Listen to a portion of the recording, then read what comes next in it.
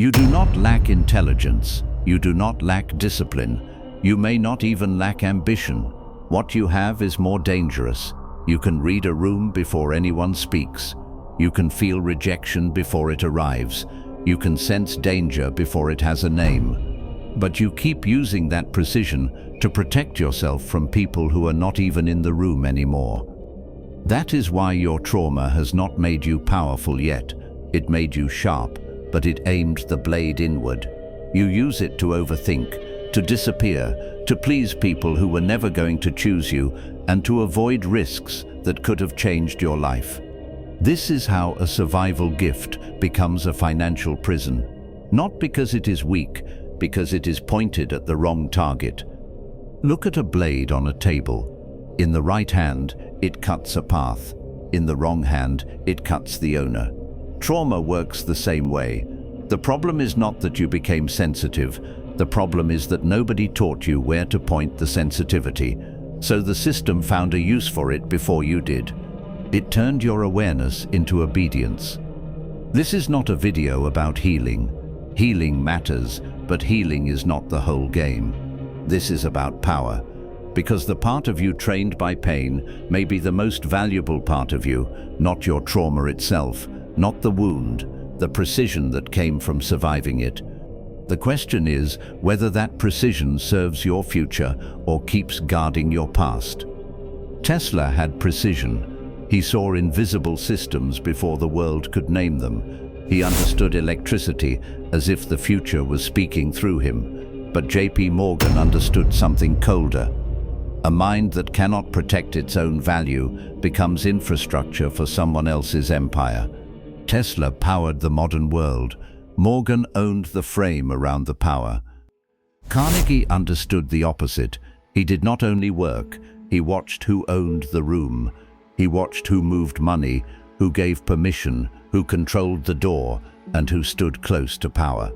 He took the same sensitivity that makes many people anxious and aimed it outward, not at approval, not at fear, at structure. That is the first redirection. There are 5 weapons hidden inside trauma: hyper-awareness, emotional prediction, pain tolerance, pattern recognition, hunger for control. Used unconsciously, they make you anxious, loyal, silent, useful, and underpaid.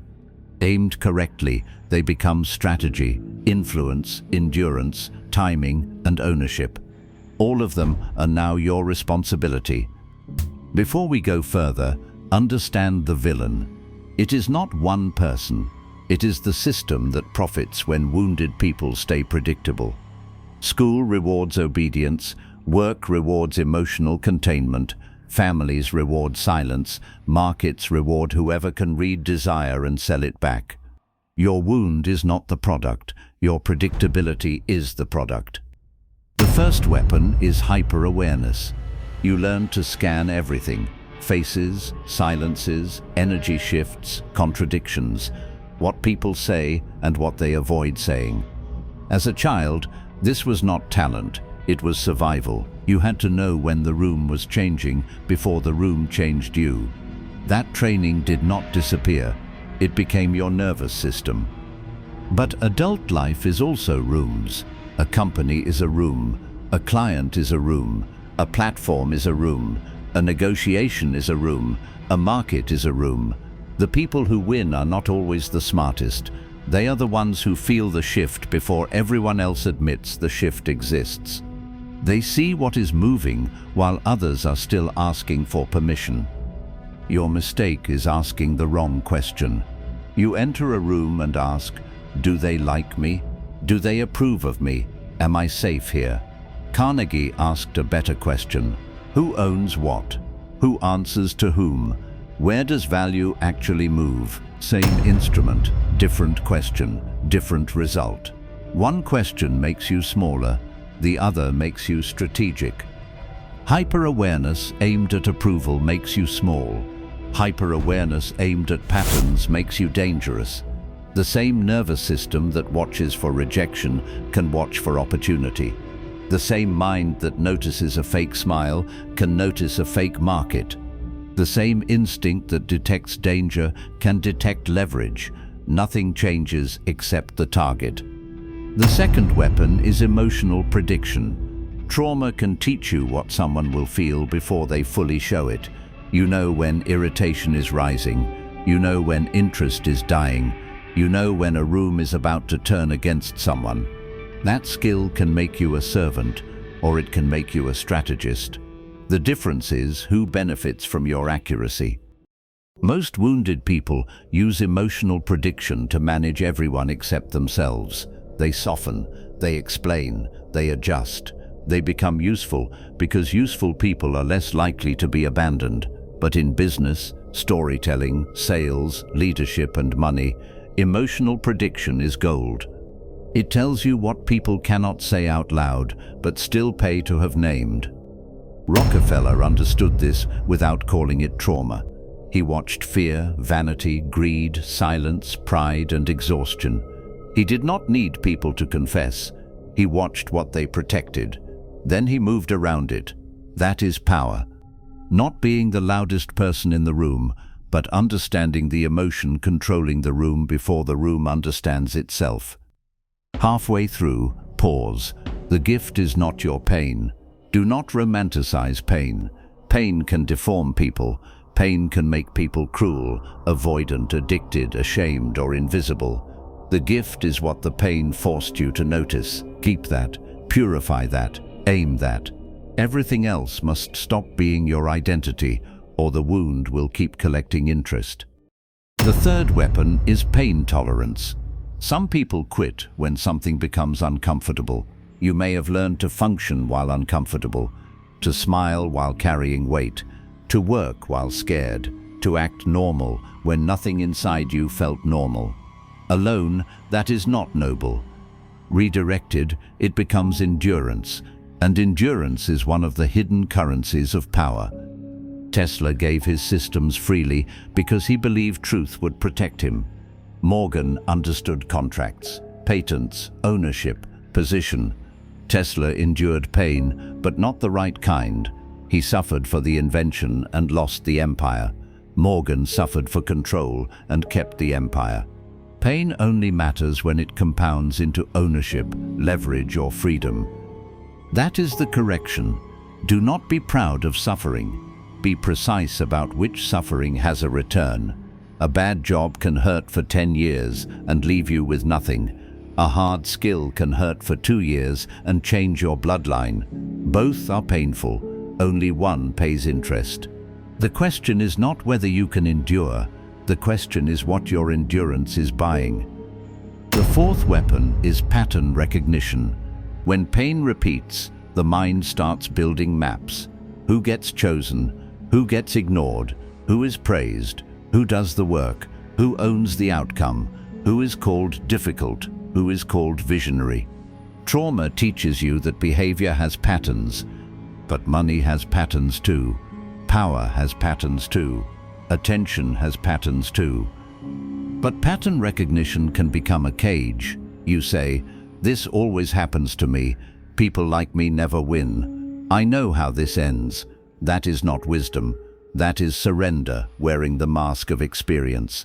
The upgrade is simple. Stop using patterns to confirm hopelessness. Start using them to locate the mechanism. The pattern is not the prison. Your interpretation is. Because the financial system is full of repeated mechanisms. The worker who creates value but never owns it. The smart person who explains too much before the terms are set. The loyal person who waits to be noticed.